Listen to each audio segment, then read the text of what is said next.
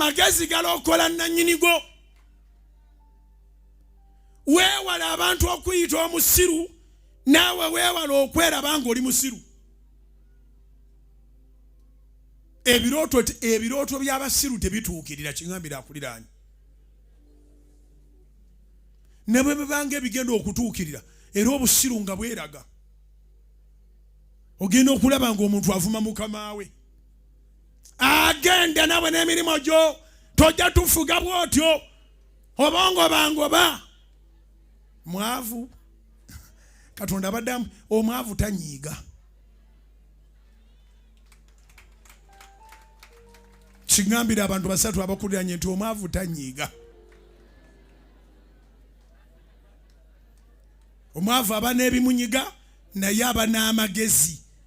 Omwavu tateekwa okuba musiru, oteekwa okubeera omwavu alimu amagezi. Wobadde ogenda okunyiigira obala mangu n'oga kati awo omulimu guba gugenze. Kyatwala bbanga ky'ofuna omulimu.